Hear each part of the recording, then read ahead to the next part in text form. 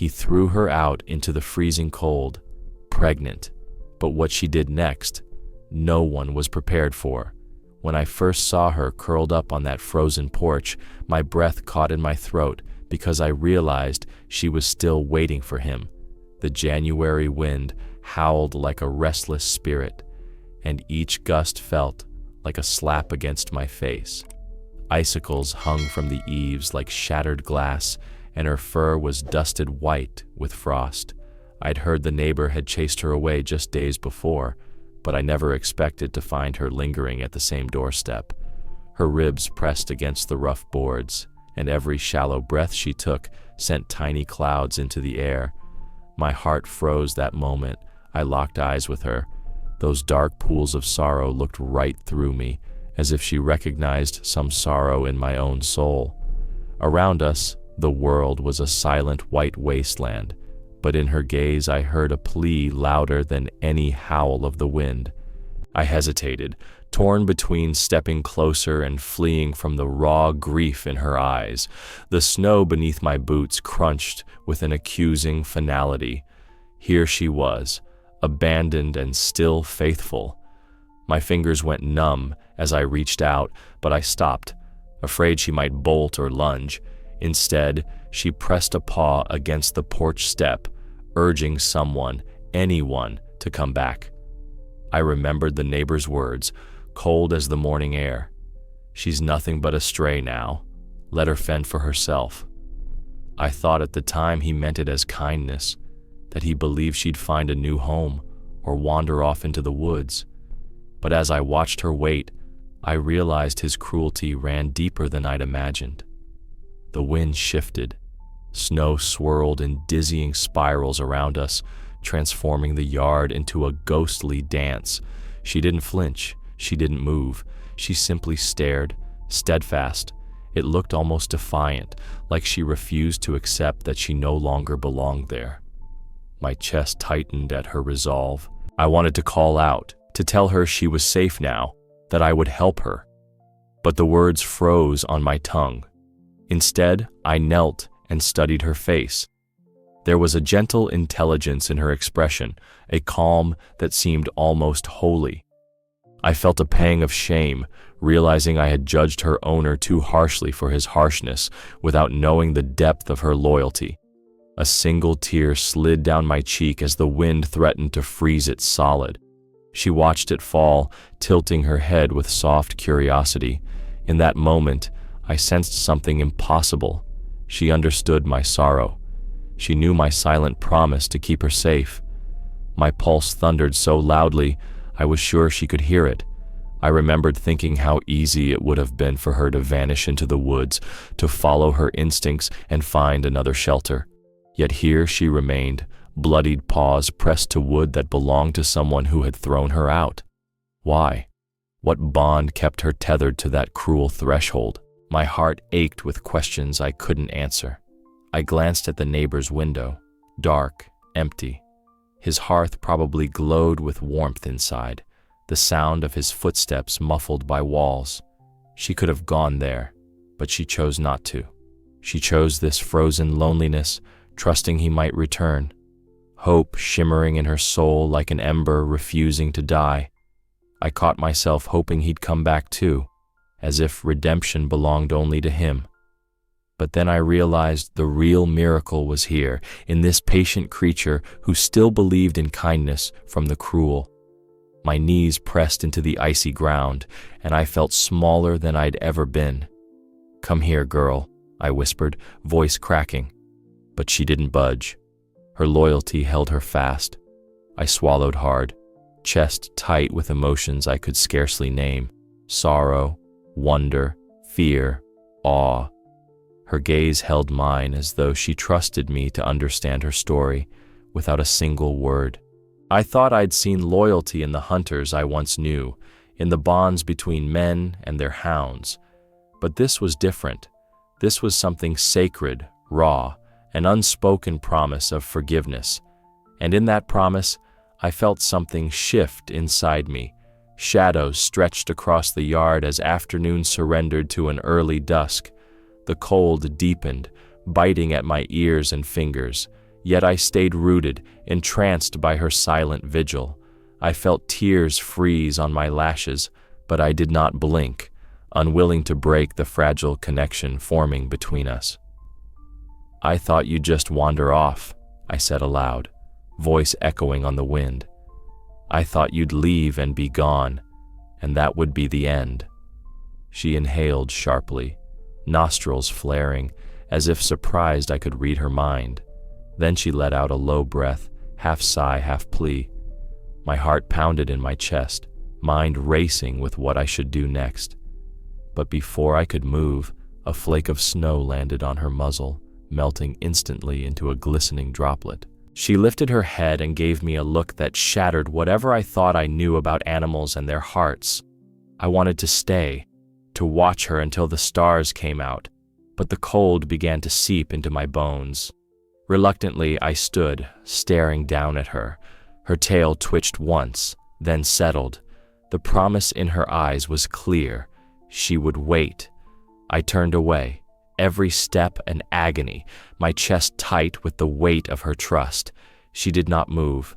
I glanced back once more to see her silhouette framed by snow-dusted boards, still unwavering, still hopeful.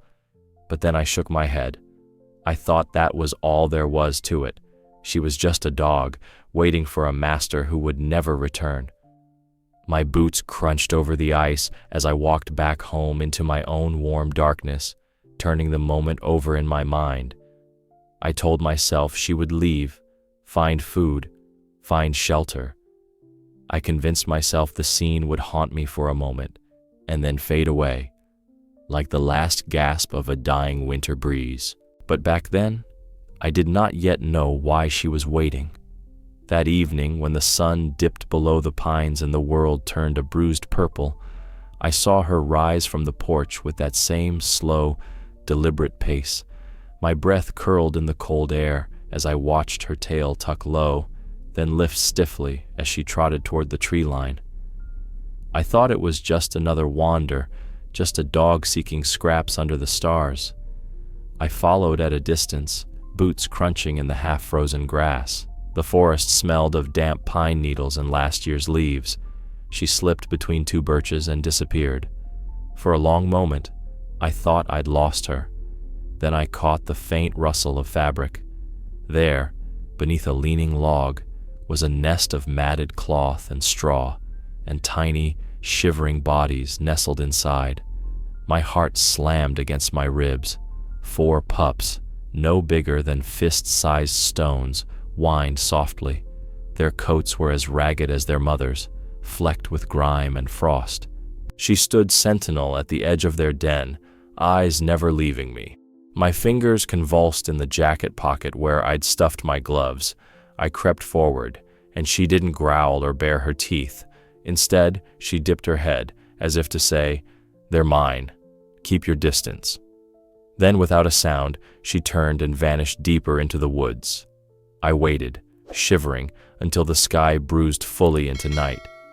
When I heard her whistle soft footsteps again, she had a gift, a fat rabbit, its fur still warm with life. For a moment I thought, she's hunting for the sheer thrill, until I saw her lay the carcass beside her pups, gently tugging at the cloth to arrange it like a mother tucking in children. I knelt, breath clouding around my face, and felt tears sting my eyes. This couldn't be instinct alone. It felt sacred. I wrote it off as nature's mechanics at first, but each night, without fail, she repeated the journey. One evening, it was a bit of stale bread left on someone's porch. Another time, a scorched scrap of meat from a campfire pit. Each gift she carried carefully, as though she understood they were tokens of survival. And then, the real shock came.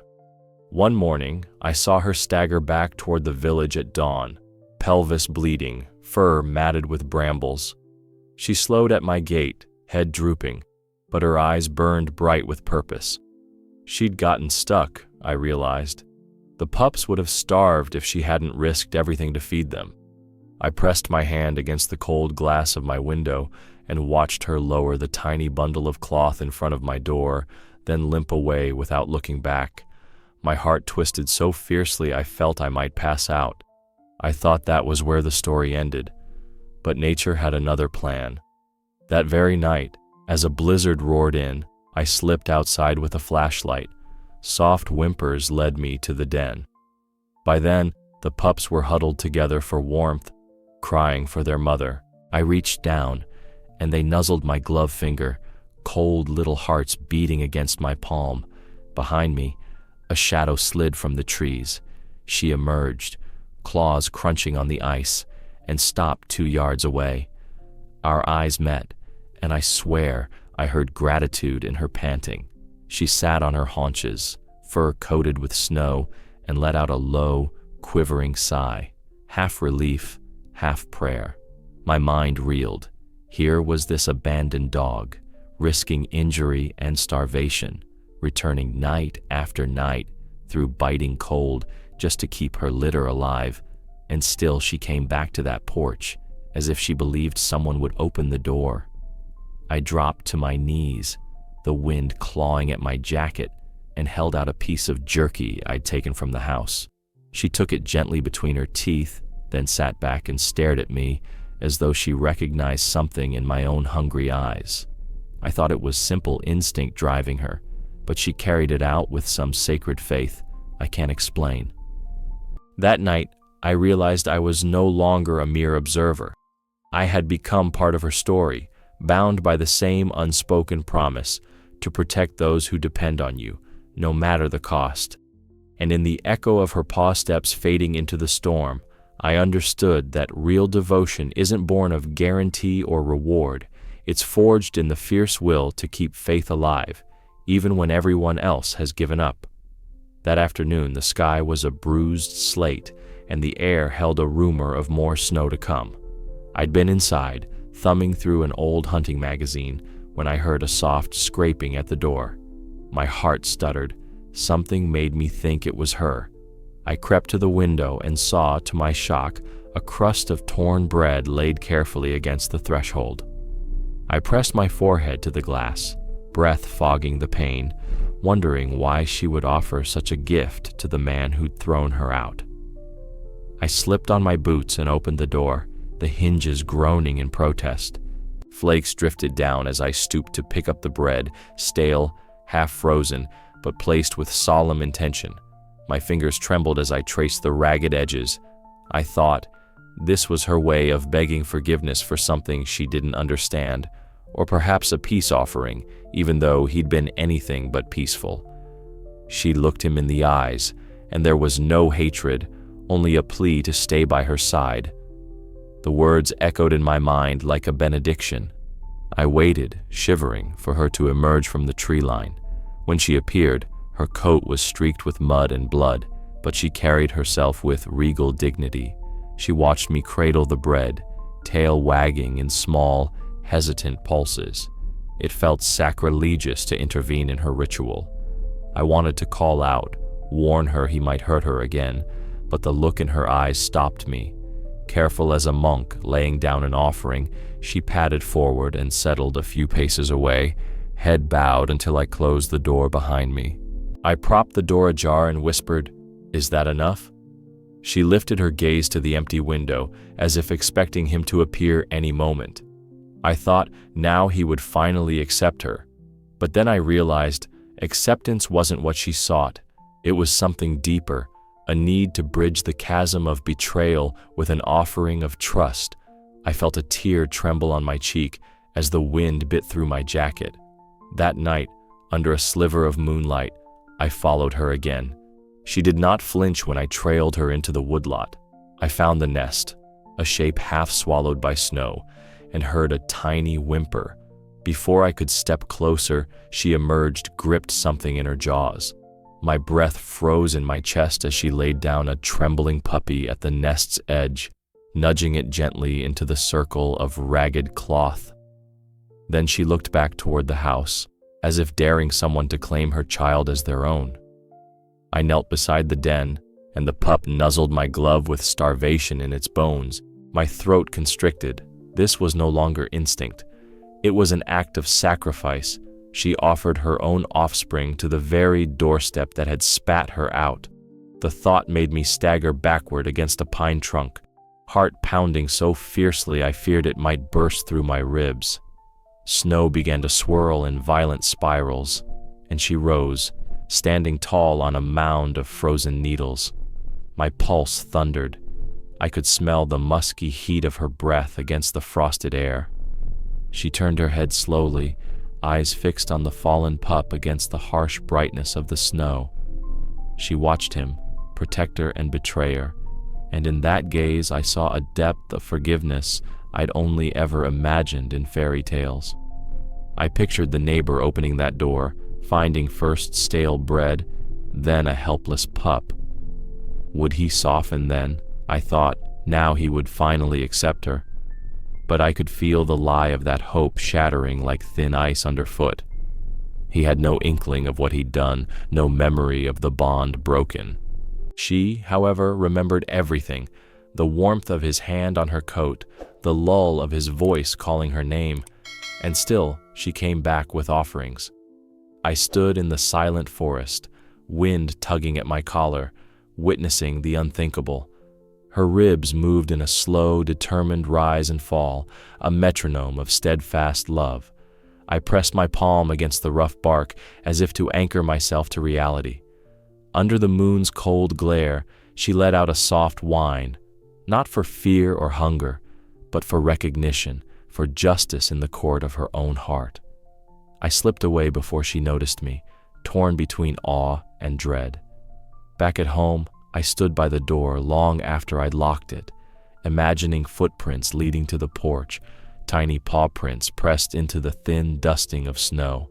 I could almost hear the soft scrape of cloth as she arranged her gifts. My chest ached. I was part witness, part accomplice, unable to save her from her own sacrificial hope. That night, sleep eluded me. I lay awake thinking of that crust of bread, once worthless, now hallowed by intention, of the pup whose survival came at the cost of motherly pride, and of the neighbor's door, a silent altar to her unbreakable faith. I realized then that I'd been living in a world too small to contain such devotion. She showed me that love is boundless, that forgiveness can be as fierce as vengeance, and that sometimes the greatest gift is the willingness to give what you cannot do without. That night the wind cut through every layer of my clothes like a blade. I heard the sharp crack of the neighbor's door swinging open, then a harsh shout. Seconds later, she bolted from beneath the porch, teeth bared in panic, and he drove her off again with a roar of anger. Her body trembled as she fled into the darkness, and my heart lurched with her. I grabbed a tin bowl and a loaf of stale bread from my kitchen, bundled into my coat, and stepped outside. The moon was a thin smile in the sky. My breath turned to steam as I set the bowl on the frozen ground where she had disappeared. For a long minute, nothing moved. Then, from the tree line, she emerged, ribs sharp beneath matted fur, eyes hollow but unbroken. She approached the bowl like someone approaching a lifeline. I held my breath as she ate, each bite a desperate prayer against the cold. I thought it was over. I thought feeding her once would be enough to break her spirit. But the next morning, I found her curled around her pups in a shallow depression just beyond my fence, body wrapped around them like a living blanket. Her fur was stiff with frost, and every shiver ran through her slender frame. I watched through the window as she pressed her nose against one tiny snout, then the other, drawing their warmth into her own aching body. My chest constricted. There was something more than just maternal instinct in her. I slipped on my boots and crept closer. The pups stirred, little muffled cries in the silence. She lifted her head at my approach, eyes reflecting both fear and fierce trust. My hand hovered over the gate, trembling. I wanted to scoop her inside, to shut out the cruel night, but she stayed immobile, as if guarding something sacred. I unlocked the gate and stepped into the snow, each footfall a confession of my new allegiance. She didn't flinch. Instead, she pressed her body tighter around her litter, and I saw the lines of pain etched into her flanks. I knelt beside them, resting my palm on her back. She exhaled, a soft rasp that sounded like relief. The pups snuggled closer, and for a moment I felt tears freeze on my lashes. My mind raced. The neighbor could return at any moment and chase her off again, but I couldn't bear to leave her out there. I reached for a blanket I'd brought, and she watched as I draped it over her shivering form. She hunched under it, still protecting the pups, tail thumping weakly against the snow. When I offered more bread, she ate without trying to guard it from me. Her ribs moved in a slow, rhythmic rise and fall. I could see the tension in her jaw release, and I realized she was learning to trust me. My heart pounded so loud I was sure she could hear it. Night fell again, and I stayed by the fence until I saw her retreat into the woods. I entered the den, finding the pups huddled and surprisingly warm under the blanket. Their bodies were soft buds of life against the harsh frost. I laid more cloth around them, then backed away. Through the trees, I saw her standing guard, silhouette haloed by the moon. I thought it couldn't get any more miraculous, but as dawn broke, I witnessed her greatest act of devotion yet. A storm rolled in, wind whipping branches against one another. I trudged along the fence line, worrying about her and her babies. Then I saw her step into the open, coat soaked and white with snow, and begin to circle the den in a silent vigil. She lifted her muzzle to the sky and cried out, a sound that tore through my chest. It wasn't a howl of distress, but a call of defiance, an anthem to her stubborn hope. I reached her just as the first gust nearly knocked me off my feet. She turned, breath ragged, and stared at me. In that moment, she wasn't just a dog fighting for her pups. She was a guardian of something primal, a creature carrying the weight of unspeakable love. My throat tightened so fiercely that I could barely stand. "She won't leave," I whispered, though she could already have told me that. That evening, the neighbor's door stayed shut. Instead of retreating to her porch, she led her pups into the shelter of my barn. I opened it cautiously, heart hammering. The pups toddled in, tails wagging like fragile banners. She stood at the threshold, shivering, but upright. I closed the door behind her and turned the heater on, feeling the roar of warm air like redemption. She watched me light the lamp, then laid her head on my boot. I knelt and ran my fingers through her frost-kissed fur. She leaned into my touch, eyes half-lidded in exhaustion and trust. I thought of every moment I'd witnessed, her nightly journeys, her sacrificial offerings, her unwavering faith, and realized I had become the one she believed in now. That night, as I lay awake listening to her soft snores mingled with her pups' tiny whimpers, I understood something I never thought possible. Love can transcend rejection. Devotion can withstand cruelty. And faith can bloom in the coldest, most desperate places, illuminating everything it touches with a light stronger than any storm. The night the wolves first circled the village, I heard their howls like distant thunder rolling across the fields. I was dozing by the window when a low, unsettling chorus carried on the wind. My chest tightened. I knew those weren't stray dogs. Wolves. I slipped into my boots and crept outside, lantern in hand, every breath a plume of pale fear. I followed the sound to the edge of the woods, where the trees stood like silent sentinels. Through the underbrush, I spotted her silhouette, body tense, hackles up, as she stood between her den and the looming threat. The nearest pup whimpered inside the cloth nest, but she would not back down. I watched her bare her teeth in a silent growl, fur bristling like a warrior's plume. A rustle of leaves and two gray forms emerged, eyes glinting in the lantern's beam. The wolves prowled closer, noses twitching, drawn by the scent of helpless pups. She snarled and stepped forward, body low and rigid. One wolf lunged, hackles raised, but she met it head-on, teeth flashing in the half-light. It was like watching a knight in battle armor, small but fearless, defending her castle. My heart pounded so loudly I was sure she could hear it. After a frantic standoff, the wolves retreated a few paces, circling back and forth like shadows, testing her resolve. She never flinched. Every time they inched closer, she snarled louder, as if she carried within her the collective courage of all mothers. I found myself shouting, "Stay back!" though I knew neither queen of this stand would heed my voice. At dawn, she returned alone to my fence, one ear torn, fur matted with dried blood. My breath skipped a beat at the sight. She limped, body trembling, but her eyes, those dark, unwavering pearls, still burned with fierce pride. I rushed to her side, heart thundering in my ribs, but her gaze held me at bay. She would accept my help on her own terms. Inside, I cleaned her wound as best I could, whispering apologies for the violence she endured. She flinched only once, then settled, trusting me to ease her pain.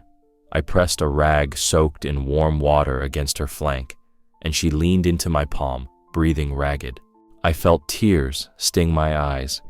She looked into my soul, and there was no doubt, only a plea to stand by her side. I thought this battle won. I thought the worst had passed. But nature had another lesson in store for me. Late that evening, I crept back to the den with extra blankets and food. The forest floor was ghostly under a full moon, but when I reached the clearing, the nest was empty. No whimpers, no shivering bodies, only a ragged circle of cloth, stained and flattened. My legs gave way beneath me. The pups were gone. Panic knotted my stomach. My mind raced. The wolves must have taken them. I pictured the small bodies trampled, or worse. I pounded my fist against a tree in helpless rage and grief. The wind whispered through the branches, but offered no answers. I stumbled back toward the village, each step an avalanche of dread. I tore through my house, searching every corner, calling their names like a madman. "Come back!" I pleaded into the night. She appeared at the gate, still limping, head low. I fell to my knees and pressed my face to her side, tears soaking her fur. For a moment, she pressed against me with all her strength, then backed away, stooped low, as if urging me to follow. My chest seized. She was leading me somewhere. I followed her stumbling steps into the dark woods, heart hammering with fresh fear for her too. The moonlight carved silver paths under the trees, and I faltered with every cold gust. She paused by a fallen log and turned, eyes glistening as if revealing a secret. My breath caught. Could she know where her pups were? Then I heard it, faint whimpers from beyond a thicket. I hacked through brambles, shrubs snapping like angry fingers at my skin until I burst into a hidden hollow. There, huddled beneath a rocky overhang, were her pups, dirty, hungry, but alive. The smallest pup lifted its head and let out a tiny yelp of relief.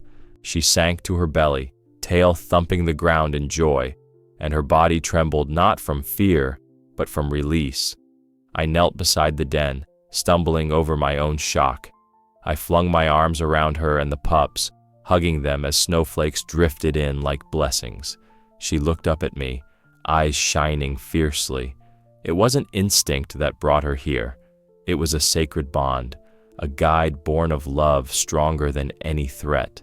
My tears stained the frozen earth as I realized I'd been given a glimpse of something primal, courage that defies size, hope that outlasts danger, and faith that can navigate the darkest woods. She nudged my hand to feed her pups from my pocket, and I did, laughing through sobs. As the wolves' howls faded once more into the distance, I understood that this story wasn't just about survival. It was about the profound wisdom of the wild, teaching me that no darkness is too deep when you carry love as your compass. And in that moment, I knew I would never be the same. That night, I woke to the crunch of paws on gravel and the faintest whimper echoing down the barn aisle. My heart leapt. I thought the worst was behind us, that she'd finally found safety, but I was wrong. I swung the lantern high and saw her silhouette framed by the sagging doorway, her body low, every rib clear beneath her frost-kissed fur, and behind her, 4 tiny shapes stumbling through the straw. She had carried her pups, each one smaller than my hand, across the frozen yard and into my barn, using nothing but her gentle strength and fierce will. My breath caught in my throat as she nudged them toward the loose hay I'd scattered for warmth. I'd never seen anything so humble, so heroic. Tentatively, I set the lantern on a crate and knelt in the sawdust. My fingers shook as I reached out, expecting her to flinch, to snap, to turn away, but she didn't. She let me stroke her head, smoothed the coarse fur between her ears, and for the first time, she leaned into my touch. My palm felt the tremor in her spine, the echo of exhaustion, relief, and trust all at once. She looked at me as though she knew I was already different. I felt tears sting my eyes as the lantern's glow painted her coat in warm amber. Her pups curled around her belly, each one rising for a faint suckle before nesting back into the hay. I whispered her name, though I didn't know it, and she lifted her muzzle, touching my knuckles with her nose. In that contact, I understood something profound. She believed in me as much as I believed in her. If your heart is racing right now, you understand. Subscribe to the channel. Here, we share the truth about animals who feel more deeply than we ever imagined. I backed away to give her space, watching as she settled her pups with a mother's careful pause. The barn was quiet except for their soft whimpers and the distant howl of the wind beyond the wooden walls. I realized I'd been holding my breath, and when I exhaled, I felt lighter, like part of a weight had lifted from my chest. I stood and fetched an old blanket, draping it over her and the pups.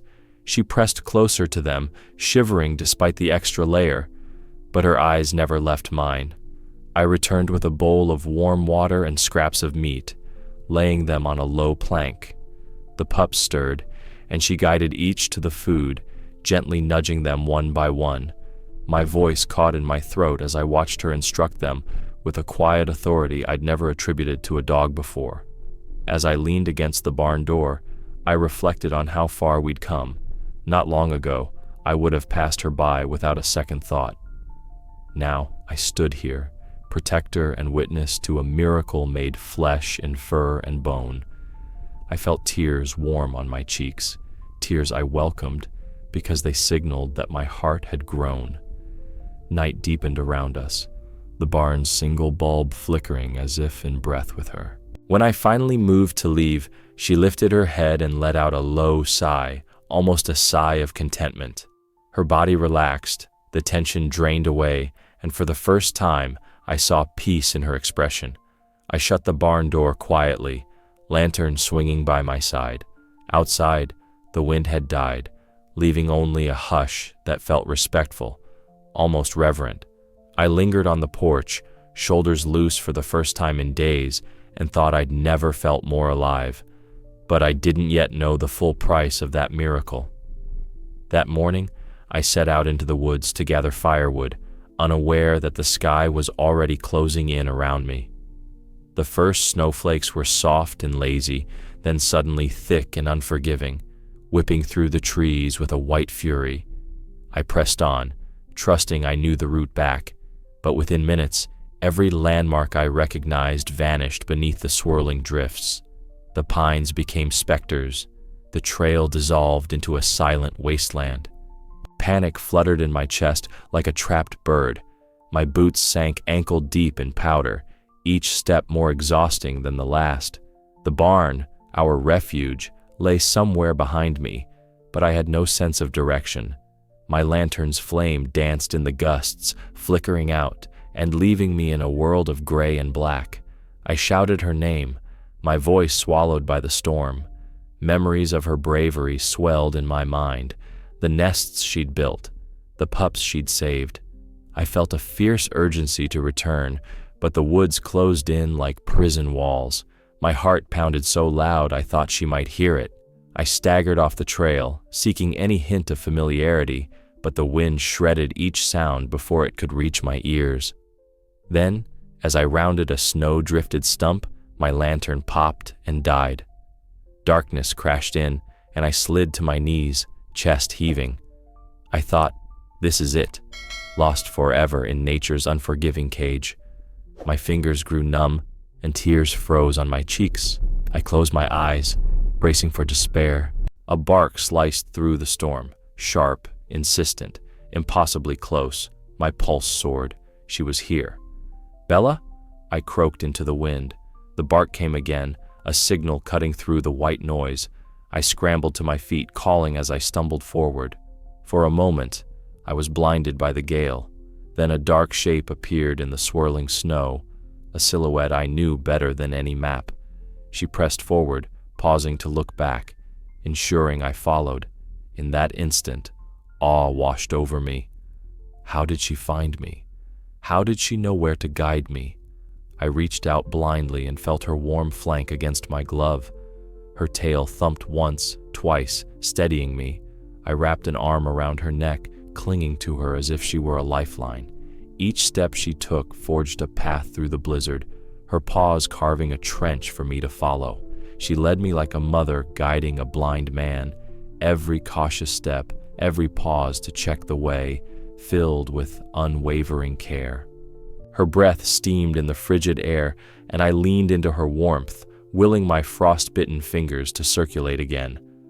The storm battered us, but she never broke her stride. I closed my eyes, imagining a world beyond the fury, our barn's hearth, the soft whine of her pups, the promise of safety she carried on her shoulders. I prayed I could keep up. After what felt like hours, the trees thinned and the air stilled. A faint glow appeared ahead. The lantern I'd left hanging by the barn door. Relief flooded me so completely it made me weep. The barn door's warm light beckoned through the flake-laden night. She paused at the threshold and looked back, meeting my gaze. Her eyes shone with something I can only describe as quiet triumph. I let slip a sob of gratitude, reaching down to hug her thick neck as snow drifted at our feet. She watched me for a heartbeat, then turned and stepped inside, shaking off the worst of the storm. I followed, slamming the door against the howl of the wind and dropping to my knees in the straw, exhausted and exhilarated. She nuzzled my face, sending her warm breath across my frozen cheeks. In the glow of the oil lamp, I brushed the snow from her shoulders and murmured, "I thought I'd never see you again." She woo-fed softly, then lay down beside me, her body curled protectively around my calves, as if to say, "I told you I'd never abandon you." That night, as I lit a fresh fire, I held her close, feeling her steady heartbeat against my side. I thought back on every desperate moment, the swirling storm, the pitch-black forest, my own fear, and I realized that in the darkest hour, when all hope seemed lost, she became my guide, my guardian, my way home. I whispered a promise into her fur. "I'll always follow you, just as you've followed me." And in her soft sigh, I heard the echo of a bond forged in snow and peril, a bond I would carry long after the storm passed. 2 days later, the forest felt haunted. I returned to the clearing at dawn, heart heavy with a mix of dread and hope. The snow lay undisturbed in a perfect white sheet, as if the world had held its breath. I called her name softly, "Bella?" But only the wind answered, whispering through the bare branches. I found them huddled in the shallow hollow where she'd borne them, 4 tiny bodies pressed against her side. My breath hitched, my boots crunched as I knelt. Her fur was matted with ice, eyes closed in peaceful repose. Her body was still warm, but I knew she was gone. I reached out with trembling fingers and brushed the snow from her muzzle. I wanted to believe she slept, waiting for morning, but the chill in her bones told me the truth. She'd given everything to shield her pups from the merciless cold. Tears welled so quickly I could not look away. I curled beside her, half afraid to break the fragile scene. My cheek rested against her flank. I could still feel the faint flutter of her heart's last rhythm echoing in my own chest. My sobs caught in my throat as I pressed my forehead to her spine, and the world narrowed to the sound of my grieving. "I thought we made it," I whispered, voice cracking. "I thought you'd survive for them, for me." Her litter stirred at the edges, small snuffles echoing like desperate prayers. One pup lifted its head, blinking large eyes at the pale sky. I reached out a hand, and it crawled toward me, guided by instinct. It nuzzled my palm, then looked up at the lifeless form beside it. My tears blurred the world as I realized what she'd done. She had lain down in the snow, her body a shield of warmth around those fragile lives, refusing to move until the last heartbeat escaped her. She traded her own survival for theirs, an act of devotion too immense for words. I sat back on my heels, chest tightening. I remembered how she'd carried them here, one by one, through storms and threats. I remembered how she'd taught me compassion, hope, faith, and now she lay still, a martyr to a bond only a mother could know. A chill gust swept across the clearing, lifting flurries of snow. I gathered her pups in my arms, pressing them to my chest. They trembled, tiny lives shivering against the cold edge of mortality. I wrapped them in my scarf and stood, heart pounding so fiercely I feared it would burst free. I lifted her head gently and spoke to the silent forest, to the cruel neighbor's empty door, to everything and nothing. She forgave them all, even those who didn't deserve it. Forgave them, and she left. A strangled sob tore from my throat. I sank to my knees, cradling her pups like sacred relics.